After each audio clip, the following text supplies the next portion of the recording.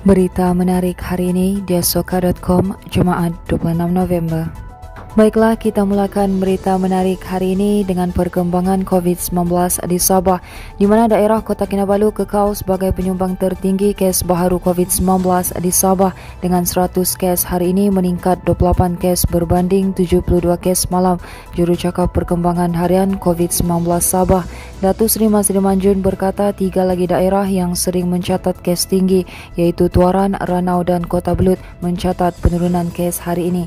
Katanya daerah Ranau mencatat penurunan tertinggi sebanyak 30 kes kepada 21 kes hari ini, manakala Tuaran dan Kota Belud masing-masing mencatat 45 kes baharu dengan penurunan 3 dan 1 kes sahaja.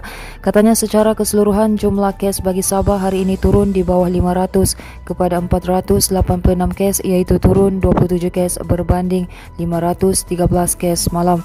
Sementara itu masih diberkata setiap hari masyarakat diberi peringatan mengenai keperluan mematuhi prosedur operasi standard secara serius.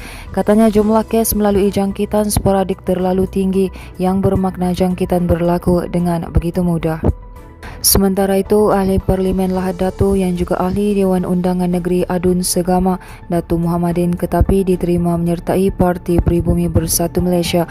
Kemasukannya ke parti berkenaan diumumkan Setiausaha Agung Bersatu, Datuk Seri Hamzah Zainuddin menerusi satu kenyataan media yang dikeluarkan malam tadi. Hamzah berkata penerimaan Muhammadin sebagai ahli baharu parti itu diperlakukan pada mesyuarat khas Majlis Pimpinan Tertinggi MPT Bersatu dipengerusikan Presidennya Tan Sri Muhyiddin Yassin semalam. Pada 30 Oktober lalu, Muhammadin mengumumkan keluar daripada Parti Warisan Sabah dan menjadi wakil rakyat bebas di Dewan Rakyat serta Dewan Undangan Negeri Sabah. Beliau adalah pemimpin kedua warisan meninggalkan parti itu pada Oktober lalu selepas Adun Sindumin, Datuk Dr. Yusuf Yaakob yang mengumumkan keluar parti pada 8 Oktober lalu. Berikutan tindakan bekas Menteri Pelancongan, Seni dan Budaya itu, warisan sehingga kini kehilangan 3 wakil rakyat termasuk Adun Sebatik Hasan Egani yang keluar pada Februari lalu. Muhammadin berkata keputusan keluar parti dibuat demi usaha dan tumpuannya untuk membawa pembangunan di Dun Segama dan Parlimen Lahad Datu. Manakala seorang kontraktor diarahkan membayar sebanyak RM3358.85 kepada seorang pengguna oleh Tribunal Tuntutan Pengguna Malaysia TTPM. Pengarah Kementerian Perdagangan Dalam Negeri dan Hal Ehwal Pengguna KPDN HEP Sabah, Georgie Abbas berkata pembayaran itu dibuat secara tunai oleh pihak kontraktor pada 25 November di Pejabat TTPM Kota Kinabalu. Katanya pengguna membuat pengubahsuaian rumah yang dikendalikan kontraktor berkenaan bermula pada Februari tahun lalu namun terhenti pada Disember 2020.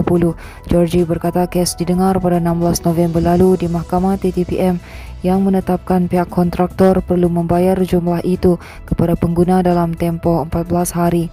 Sementara itu, Georgie berkata sejak Pelan Pemulihan Negara PPN Fasa 4 dikuatkuasakan, banyak kes yang tertangguh dapat diselesaikan berikutan kelonggaran pergerakan. Katanya bagi tahun 2020 sebanyak 146 kes didaftarkan dan 143 kes daripadanya berjaya diselesaikan. Sehubungan itu, Georgie berkata orang ramai disarankan untuk mengenali dengan lebih dekat fungsi dan bidang kuasa TTPM bagi memudahkan masyarakat menyelesaikan masalah sekiranya berlaku sebarang tuntutan akibat kecuaian atau pelanggaran perjanjian antara pengguna dengan pembekal. Katanya sebagai makluman, TTPM mendengar tuntutan yang difailkan bagi kes-kes tebus rugi pembelian barang dan perkhidmatan untuk hal perkara yang dibenarkan mengikut Akta Perlindungan Pengguna 1999 dengan jumlah amount tuntutan tidak melebihi RM50,000. Berita seterusnya, mayat seorang remaja perempuan berusia 14 tahun yang dikhuatiri lemas lepas terjatuh ke dalam laut di Kampung Semawang Batu 19 Sandakan semalam ditemukan tengah hari tadi. Mayat mangsa ditemui penduduk kampung kira-kira 400 meter dari lokasi buat dilaporkan terbalik jam 12.18 tengah hari. Jurucakap Pusat Gerakan Operasi PGO Jabatan Bomba dan Penyelamat Malaysia Sabah berkata sejurus dimaklumkan mengenai penemuan itu, pasukan bomba dari Balai Bomba dan Penyelamat Sandakan bergegas ke lokasi berkenaan. Katanya pasukan bomba kemudian bertindak membawa mangsa ke kawasan tepi pantai sebelum diserahkan kepada pihak polis. Menurutnya, mangsa ditemui oleh penduduk kampung kira-kira 400 meter dari lokasi bot dilaporkan terbalik. Tambahnya, operasi mencari dan menyelamat kemudian ditamatkan sepenuhnya kira-kira 1 tengah hari tadi. Terdahulu, mangsa bersama 3 individu lain dikatakan terjatuh dari bot dinaiki mereka ketika dalam perjalanan dari Kampung Semawang Laut ke Kampung Semawang Darat kira-kira jam 6 petang semalam. 3 individu terbabit berjaya diselamatkan oleh penduduk kampung, manakala remaja perempuan gagal ditemui. Baiklah, ini merupakan berita terakhir dari kami, di mana pasukan Pantai Timur Utara, Zon Tengah dan Pedalaman Atas mempamerkan aksi pembukaan cemerlang apabila berjaya mengutip 3 mata penuh dalam kejohanan Piala Datuk Seri Bung Mokhtaruddin BMR di sini hari ini.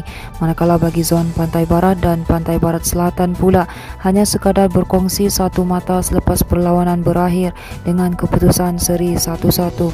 Perlawanan pembukaan yang diadakan pada jam 7.30 pagi di Padang Sintetik Likas membabitkan Zon Pantai Barat Utara dan Zon Tengah berakhir dengan keputusan 0-1 yang dimenangi Zon Tengah.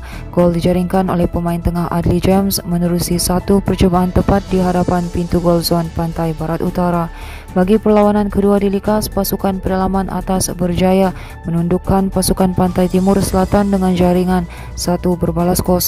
Gol dijaringkan oleh pemain Jeremy Jerome Jaiku pada menit ke-33 dan tiada sebarang gol tambahan sehingga perlawanan tamat. Manakala bagi perlawanan pertama yang diadakan di Stadium Penampang pula membabitkan pertemuan antara Zon Pantai Barat menentang Pantai Barat Selatan. Perlawanan yang bermula seimbang itu menyaksikan kedua-dua pasukan melakukan serangan bertali arus sehingga mengucar-kacirkan pertahanan lawan masing-masing. Pasukan Pantai Barat berjaya menjaringkan gol pada menit ke-25 menerusi pemain Muhammad Syami Abdul Marif di separuh masa pertama. Tersentak dengan 1 gol lawan, pasukan Zon Pantai Barat Selatan terus melancarkan serangan sebelum berjaya membolosi gawang lawan pada menit ke-54 menerusi gol yang dijaringkan Fayakil Ikram Jaafar. Sementara itu, dalam perlawanan kedua membabitkan pasukan Pantai Timur Utara yang menang 1-0 menumpaskan Pantai Barat Timur. Gol kemenangan hanya berjaya diperolehi pada separuh masa kedua menerusi pemain Muhammad Aimin Azri Johari. Perlawanan kemudiannya seimbang dan kedua-dua pasukan gagal menjaringkan sehingga tamat perlawanan. Baiklah, itu sahaja yang dapat kami kongsikan setakat ini. Teruskan bersama kami untuk mendapatkan berita komprehensif hanya di diasoka.com.